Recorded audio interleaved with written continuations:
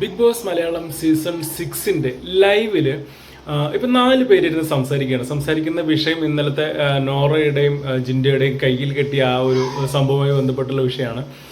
അതായത് ജാസ്മിൻ, അഭിഷേക്, ശ്രീരേഖ, ഋഷി ഇവർ 4 പേരാണ് സംസാരിക്കുന്നത്. അതിൽ പറയുന്നുണ്ട് നോറ ഇന്നലെ അത് വെറുതെ ഒരു പട്ടി ഷോ കാണിച്ചതാണ് അതിനകത്ത്. കാരണം അത് പ്രേക്ഷകർ കൊടുത്ത ഒരു ടാസ്ക്കാണ്. ജിൻഡോ അതിൽ നന്നായി കളിച്ചു എന്നുള്ളതാണ് അവർ എല്ലാവരും പറയുന്നത്. കാരണം ഓപ്പോസിറ്റ് നിൽക്കുന്ന നോറ ആയതുകൊണ്ട് മാത്രമാണ്. വേറെ ഒരാളായിരുന്നു ജിൻഡോയുടെ ഓപ്പോസിറ്റ് നിൽക്കുന്നതെങ്കിൽ തീർച്ചയായിട്ടും അവർ ജിൻഡോയ്ക്കെതിരെ തിരിഞ്ഞാൽ ജിൻഡോ അങ്ങനെ ചെയ്യാൻ പാടില്ലായിരുന്നു എന്നുള്ളത്.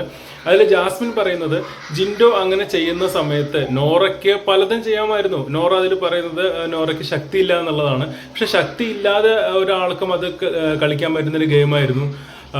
പെട്ടെന്ന് എണീക്കാം, പെട്ടെന്ന് നിൽക്കാം, നടക്കു പോകുന്നതിനിടയ്ക്ക് പെട്ടെന്ന് തിരിഞ്ഞു നടക്കാം, അല്ലെങ്കിൽ കൈ പൊക്കാം, കൈ താഴ്ത്താം, ഇങ്ങനെയുള്ളതൊക്കെ ചെയ്യാമായിരുന്നു എന്നുള്ള രീതിയിൽ ജാസ്മിൻ സംസാരിക്കുന്നുണ്ട്.